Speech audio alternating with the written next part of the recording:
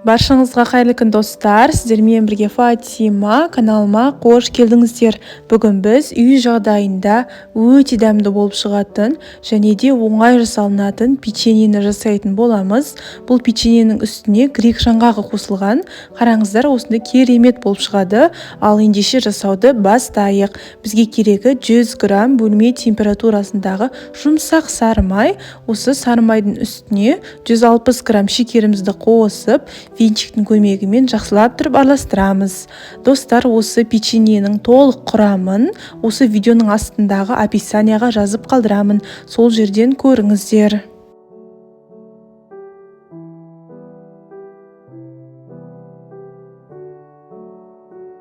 Сары май мен шекерімізді араластырып болған соң, енді 2 жұмыртқаның кезегі. 2 жұмыртқамызды қосып, тағы да біріккенше араластырамыз. Достар, мен осы печеньені жасамас бұрын жұмыртқа мен сары майды алдын ала тоңазытқыштан шығарып қойдым. Яғни жұмыртқа мен сары майларыңыз бөлме температурасында болса, өте дәмді болады печеньелеріңіз. Осылай жұмыртқаны қосып араластырып болған соң, енді ұнның кезегі. Ұнды осылай міндетті түрде електен өткіземіз. Мен осы жерде ұнды 2 бөлікке бөліп барып қостым. Қазір осы 1 стакан ұнымыздың бәрін қосамыз.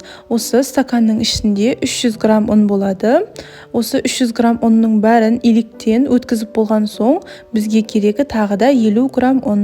Яғни осы печеньенің қамырына менде барлығы 350 грамм ұн кетті. Сіздерде 350 граммнан жоғары грамм ұн кетуі мүмкін. Оны қамырларыңызға қарай қосыңыздар. Сосын 1 шай қасық толтырып қопсытқыш қосамыз да венчиктің көмегімен араластырамыз. Басында осылай венчиктің көмегімен араластырамыз. Ары қарай қамыр болып бастаған соң, қолдың көмегімен жұмсақ, қолға жабыспайтын қамыр илейміз.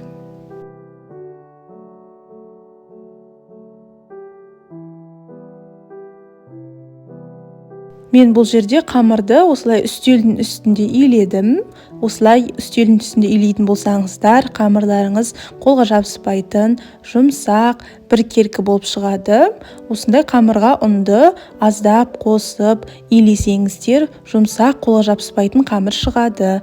Сосын осы қамырымызды мен майда бөліктерге бөлдім, және де әр қамырды осылай 25-26 граммнан өлшеп алдым. Сіздер бұлай өлшемесеңіздер де болады. Ол өз қалауларыңызда. Мен әр печеньем бірдей болғанын қаладым, сол үшін де осылай өлшеп алдым. Сосын осы қамырымызды домалатып, домалақ қамырдың үстінен осылай кішкене басамыз.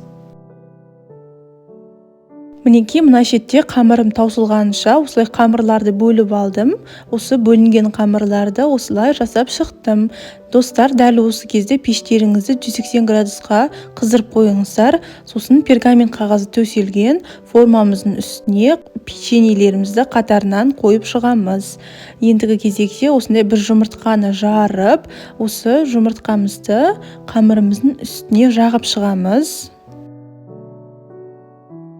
Достар, осы менің YouTube каналымнан басқа да оңай жасалынатын, дәмді болып шығатын печенье кекстардың рецепті бар.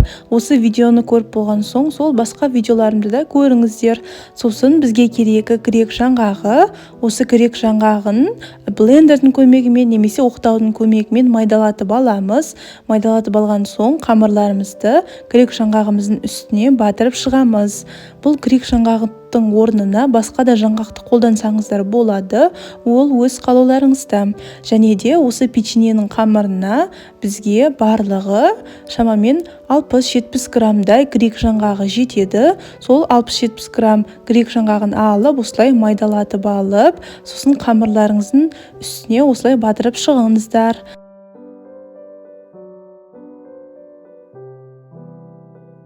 Мінекей, печеньеміз пісуге дайын тұр. Қызып тұрған пеште 180 градуста 20-25 минут аралығында пісіреміз.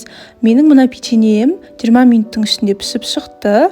Достар, әр үйдің пеші әр түрлі пісіреді. Сол үшін де өздеріңіздің пештеріңізге қараңыздар. Достар, мен негізі бұл жерде 120 грамм грек жаңғағын майдаладым. Осы 120 граммнан қараңыздар, жарты кесе грек жаңғақ қалып кетті.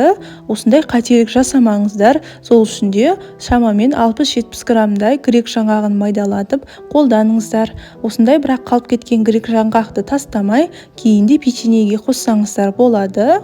Қараңыздар, біздің печеньеміз пісіп шықты. Осындай өте әдемі болып шыққан. Егер печеньелеріңіздің піскенін қалай білемін деп жатсаңыздар, печеньенің осы асты жағын қарап көріңіздер. Печеньелеріңіздің асты жағы қызарып піссе, онда печеньелеріңіз пісті деген сөз. Құрамы таза, өте дәмді болып шығатын, оңай жасалынатын печеньені сіздер де жасап көріңіздер. Сіздермен болған Фатима. Каналыма тіркеліп, лайк басып, комментария жазуды ұмытпаңыздар. Келесі видеода кездескенше.